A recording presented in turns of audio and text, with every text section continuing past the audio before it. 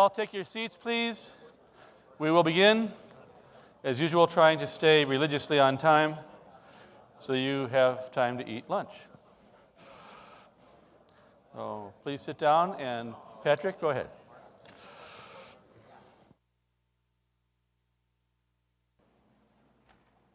Good morning. I'm Patrick Flynn. I'm the Senior VP for Technology with Getty Images. I sent a note to Mark, and I said, what would you like me to talk about? And he said, whatever you like for no more than 5 minutes. So I'll be just as surprised to hear what I say as you are.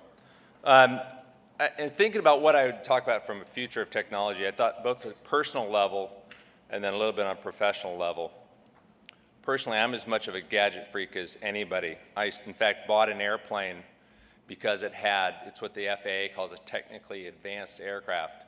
There are 6 moving maps inside the airplane driven by 3 GPS screens. I downlink weather, all the latest restrictions, etc.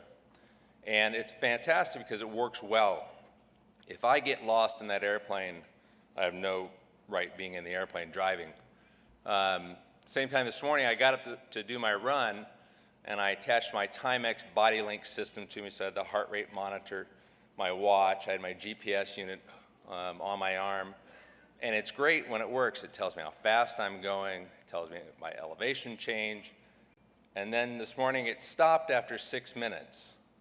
And I'm running along like this, trying to figure out what in the hell just happened to my watch. And it completely interrupted the wonder of my run along the beach here. And from a future of technology on a personal level, this stuff just has to work.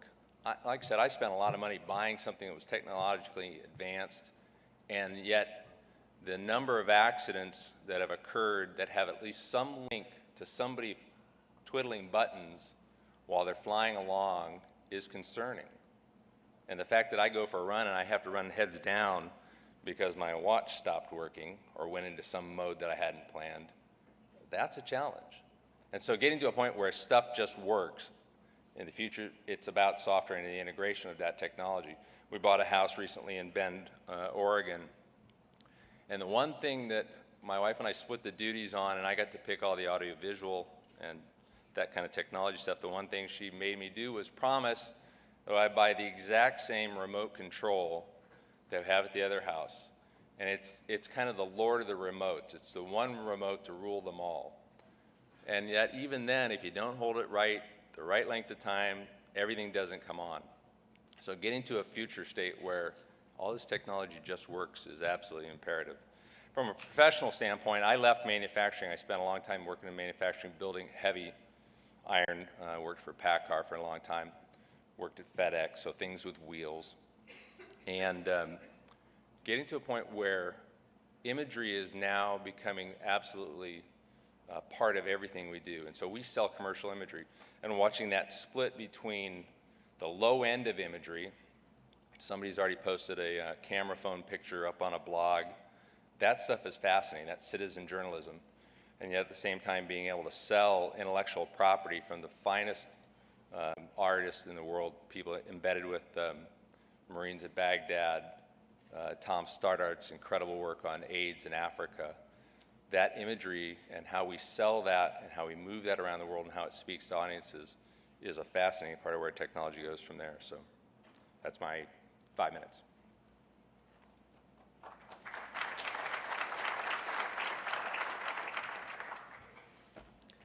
Good morning. My name is Pierre Haren. I'm the chairman and CEO of a company called ILOG. We are a $130 million run rate, and we were born in France. But more than half of our revenues derives from US customers, and we are into real-time decision support systems. This morning, I want to attract your attention on the revolution. You know, a Frenchman is always interested in revolutions. In a revolution that's very similar to the Industrial Revolution, but for data processing as opposed to manufacturing. So at the end of the 19th century, the Industrial Revolution was founded on 2 principles. It was the assembly line and the machine. The assembly line was a set of concepts and processes that would enable the breaking down of a very complex manufacturing process into a set of simpler tasks, up to the level that those tasks could be done by unskilled workers or could be done by machines. And these two machines and assembly line concepts brought down the tremendous advantages we know, including the decrease of price of manufactured goods. The same thing is happening on data processing. The equivalent of the assembly line is called business process management, and it's the idea that you take a series of processes, for example, for loan approval, for mortgage approval, or for benefits distribution, for a social security system, and you break that down into a set of smaller and smaller subtasks. Some of these tasks are done in BPO, the way we learned about this morning. Some of these other tasks are simple enough that they can be automated, and the equivalent of the general purpose machine is called the business rule management systems. It's a way to automate the management of policies on data. Two examples, just to make sure that you understand this is real. eBay, for example, is running 2,300 servers with business rule systems that are providing quite a number and automating quite a number of services that are provided to their customers. And when you look, eBay is one of this new generation of companies which has very few people per revenue, considering the revenue that they do. So a very high revenue per person because there is so many computers that are doing the job. Another customer which I like is a company called Taiping Life. It's the second largest life insurance in China. It has 60,000 people, growing 30% per year. And within 3 months, they built a web service based on 1,000 rules, which on a 4-processor machine replaces 2,000 claim processing people, providing, by the way, 0.02 of a second response time as opposed to a few minutes response time. So I think that there is hundreds of examples in the world that this industrial revolution is happening. The companies that are embracing them are deriving tremendous benefits. I think it will have tremendous impact on what is a job, since we are becoming a service industry, a service-based civilization, and that services will be more and more automated in the way manufacturing has been automated. That was my 5 minutes. Thank you.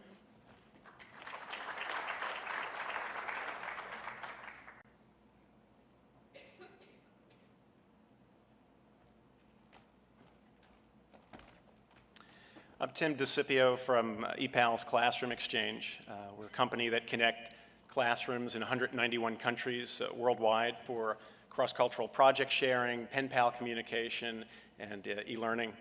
3 or 4 years ago, Mark Anderson was promoting low-cost computing devices to enhance global education. Today, some are now building devices, some are reducing prices. In my world, all of this impacts teachers and students getting more connected and, interestingly, new cultures getting connected, which are already bringing change to the web. Developing countries have challenges, but they're making strides. In fact, I got an email yesterday from the Namibian Ministry of Education that they're implementing ICTs in another 100 schools in the next several months. And the next phase for them after that is to bring on their first e-content and connect large numbers of Namibian and international learners together so that they can work on their own content. Big changes. So we're seeing very unique kinds of learning and cross-cultural collaboration emerge. There's solid evidence now that students writing to their peers online in another country improve literacy, critical thinking skills. I thought I'd bring the future with me today, and her name is Candace Pauchnick. She's a teacher right here in San Diego at Patrick Henry High School, and she's going to share a little bit on her world and the unique way in which she integrates technology into her classroom and is making a great connection with schools in China. Thank you very much, Tim. Yes, I appreciate being invited, and I am a high school teacher, and I do love it. I teach English, careers and life management, and human psychology and sociology. I'm not a technology teacher, but I can tell you that it's essential to have technology in the classroom. My students, well, they're addicted to technology. In fact, they spend between 30 minutes and 3 hours every single day on their blog pages. I see this addiction as a catalyst to educational improvement. The things we do in my classroom, cross-cultural, global communities, emails, blog pages, video conferencing, and connecting from classroom to classroom all across the world are weekly events for my students. I can tell you from firsthand experience, collaborative project-based learning is gripping the nation in education because it does enhance learning. Students are much more engaged. It was about 2 years ago I began connecting with my students and Yodong Chen students in southern China for cross-cultural and language learning exchanges using ePALS. My students would learn all about Chinese culture and traditions and even learn some Chinese words. And his students would practice their English skills with my students. And my students would discover there's a lot of similarities in the cultures, and they appreciated the differences. In fact, I saw stereotypes shatter as respect and understanding took over. My student Carlos said, I am now much more curious about visiting China. It's someplace I'd really like to go. I see myself teaching differently and my students learning differently. When my students are writing to their Chinese peers, they really see the purpose of doing a good job. They care, and their writing skills have greatly improved. They become teachers of English, and I've seen my multicultural students write so much better after these exchanges. Our industry is rapidly changing. I see the future with the traditional textbooks all going online or on CDs with companion websites. In fact, our school has become paperless for the last 2 years. We do our grades and our attendance all online, and we communicate through email. I see the future of education with schools becoming hybrids, blending online technology with socialization in community schools, but connecting with schools all over the world. In fact, it was just 2 months ago in Michigan, they passed a state law. Every single high school student must have an online educational experience in order to graduate from high school. This is the trend of the future, and it's exciting. Thank you very much.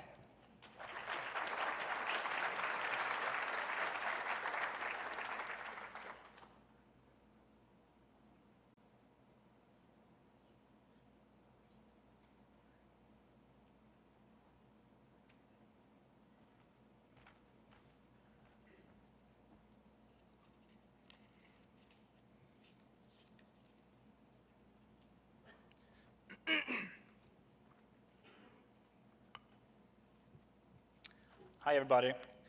I'm Johan Varland from Stockholm, Sweden. I'm really excited to be here. I must say this conference has taken off for a really good start. It's already worth the long trip going here. I'd like to say a few words about something that we've discovered in our consulting business, working with companies with challenges. It's about the non-paying nodes. With non-paying nodes, I mean the free accounts, as opposed to your broadband account, mobile account, your support service account, where you pay money. You know, all the communication nodes that are free, internet style, free email accounts, instant messaging accounts, free phone calls, free blogs and discussion groups, the Hotmails, Yahoo, instant messagings, and Skypes of the world. We all know the success stories, so I will not go through that again. On the other side of the success stories, we have the guys who had their lunch eaten by these companies. We have the companies who built their business plan on the notion that people will pay for such services. And I'm not everything should be free seal-out. On the contrary, it's not wrong to charge customers for services. By the end of the day, it's pretty obvious that there must be money somewhere. But I'm intrigued by the fact that so many companies running what I call paying nodes, such as telecom operators, ISPs, even banks and various web services, they seem to ignore the non-paying nodes. Somehow it seems like, for example, the telcos of the world just sat together in telecom bodies, holding hands and wishing oh so hard that the notion of free IP telephony would just go away. Please. But these things don't go away. Someone will eventually go for the non-paying nodes and leverage them in one way or another, according to Metcalfe's law, you know, the law of the network getting more valuable for each added node. And that's what Niklas Zennström did with Skype. So the question goes like this. If you're eating your lunch soup with a fork, and there's some risk that this guy shows up with a spoon to eat your soup, would you take out a spoon yourself and eat, even though it's against your industry culture? Well, of course you would. Then why not invest in non-paying nodes, even if your business plan is to run paying nodes? Wouldn't you rather be able to leverage that non-paying nodes yourself, drive the value of your network, have Metcalfe's law work for you? Well, I guess you would. Of course you would. Because it will support your paying nodes. But I guess we will see the same story again. Someone coming from the outside, breaking the happy bubble for an industry, until those industries that are exposed to this concept start investing in non-paying nodes.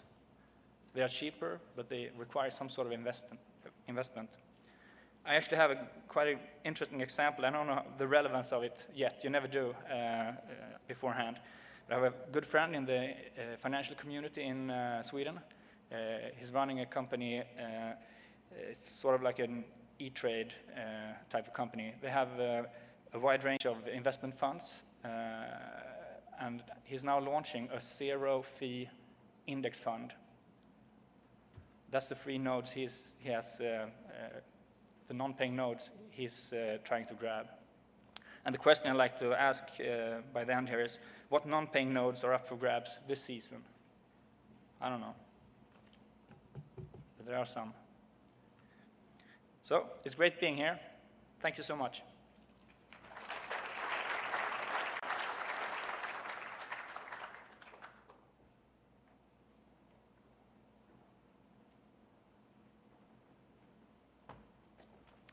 Hello, everybody.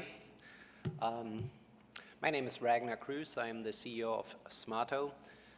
We develop applications and services for smartphones and also an underlying marketing platform to deliver advertisement to the smartphone.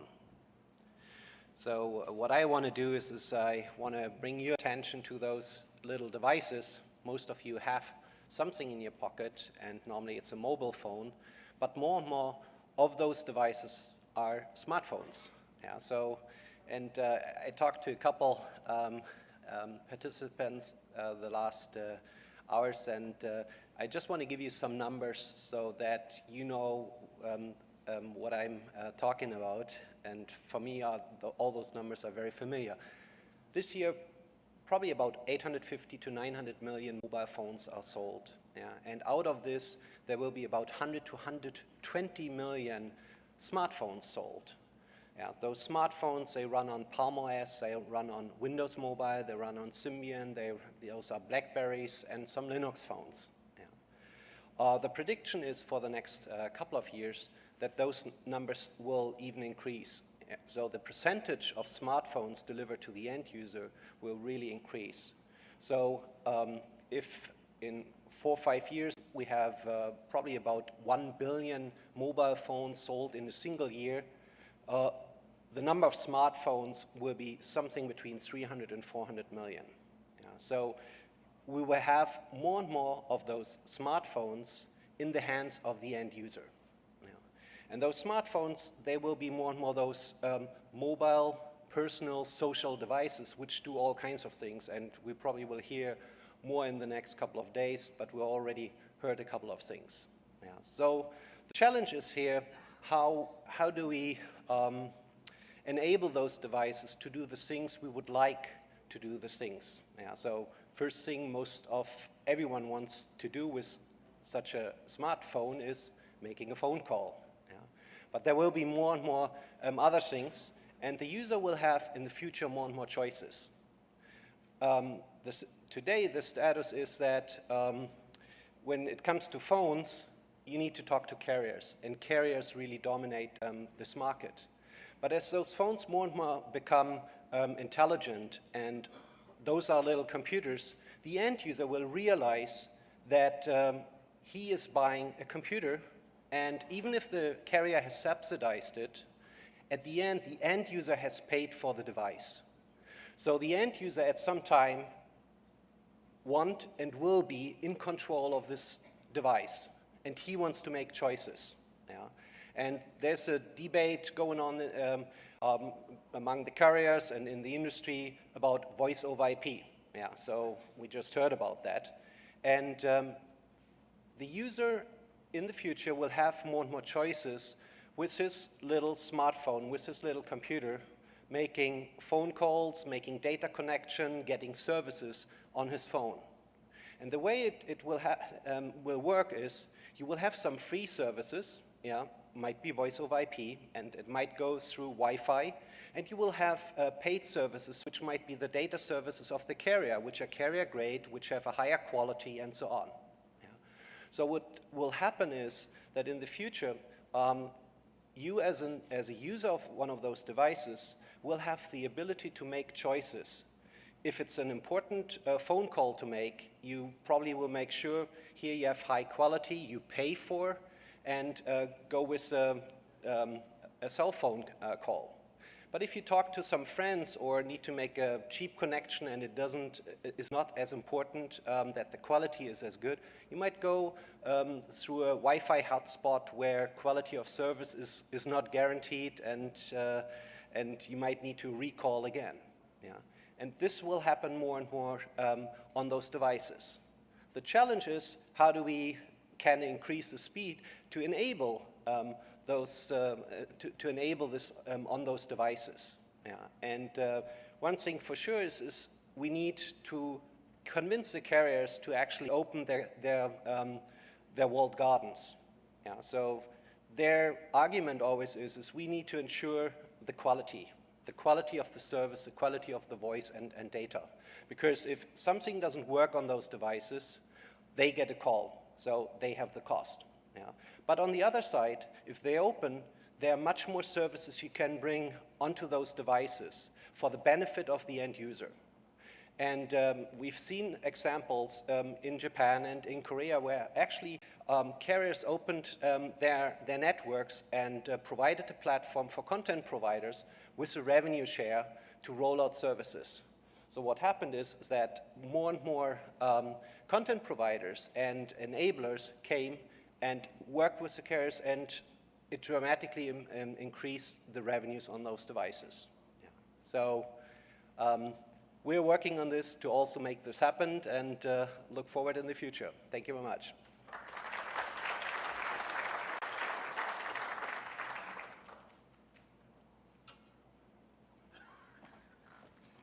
Good morning, ladies and gentlemen. My pleasure to be here. My name is Jonathan Murray, and I run Microsoft's Worldwide Technology Officer Network. This is a group of 30-plus senior staff at the company who spend their working days trying to explain to government policymakers what the future of technology looks like and what the implications for that future look like for the development of government's economic, social, and technology policies. So essentially trying to help them understand if the future as technologists we think looks like this 10 years from now. What are the decisions as a government, as a policymaker you need to be making today that will enable your societies, your economic systems to take advantage of those trends? I wanted to take a little bit of a different tack with my presentation. I'm not going to do what Sam asked me to do, which was to talk about my hobbies. I am going to talk about a little bit of a different tack in terms of the technology perspective. Because I think as technologists, the technologists in the room, we would all have a general consensus, and Paul talked about this morning the immense power that's going to come, computational power that's going to come to end devices, and the type of network fabric that we're going to be connecting these devices to as we look forward. And I think there would be general consensus in the room in terms of what that world looks like. I think one of the challenges we face, and Paul mentioned this in his presentation this morning, his discussion this morning, is what are the potential limits that governments may put in place that limit the industry's ability to actually take advantage of that underlying trajectory of technology. And that's what I want to spend a little bit of time sharing with you, some thoughts on that in the next couple of minutes. I want to use two examples as we think about the obvious opportunity that exists or will exist today and moving forward as we get the increasing capabilities of computational capability, network fabric capability, et cetera, the sensor networks and the sensor enablement that everybody's talking about. That obviously opens up major opportunities for us as an industry, major opportunities for government and for society. But we also have to be very cognizant that there's also a few dark clouds on the horizon. And the issues in terms of the social responsibility and the ethical issues, I think I would respectfully suggest our industry needs to mature somewhat in terms of how it deals with those issues. If you think about the biotechnology field or the medical field, there are quite mature processes in place for dealing with the ethical issues that are related to those domains. Things like the Medical Research Council in the UK, dealing with what are the future ethical issues involved in biotechnology. As an industry, I believe we need more consensus in terms of what the ethical and the social implications are of the technology that we're going to be deploying and putting in the hands of people around the world. I'll give you two examples that illustrate this point. What happens to the issue of personal responsibility and liability as we start to disintermediate the personal choices and the personal actions of people who are using technology? That's a major societal issue which we need to think through. Today, if you buy a car, you can buy a car from any one of the leading auto manufacturers that has active or passive radar control systems in it that allow you to automate the process of cruise control. I'm assuming that most of the automotive majors have some fairly active attorneys who've thought through the liability issues when one of those systems goes wrong. In the unfortunate case that an active radar system in a car could cause an accident, who will be liable? Who would we hold socially reliable? The person who's driving the car or the person who designed the systems and designed the engineering to actually put automate that process? And as we start to think about having information agents that are making automatic transactions on our behalf in the network, who are learning from our behaviors and anticipating our needs, those issues around social responsibility, personal responsibility, and liability will become ever more complex. And we need to think through what are the issues of actually dealing with that. The final issue I'd like to talk about is something I call the second digital divide, or digital allergies is another example. What's going to happen? Are we going to face an example if we don't, as some of the other speakers have said today, make the use of technology as seamless and as easy to use as possible, that it just works, that it looks like magic? Then will everybody in society accept the intermediation of technology? Or will we see a new breed of people in society decide that they don't want to be digitally enabled? That they would actually decide to turn themselves off, switch off from the network? Will that create another discontinuity in society that we need to address? And as an industry, as I said, I want to leave you with my thoughts. As an industry, we're all going to be personally responsible as companies of dealing with those individuals in our own individual domains and our own individual technologies. But unless, as an industry, we start to think through and have the processes and the mechanisms in place for dealing with those sorts of social and ethical issues, then the legislative and the judicial sides of governments will make those decisions for us. And I would assume that's something that most of us don't want to have happen. Thank you very much.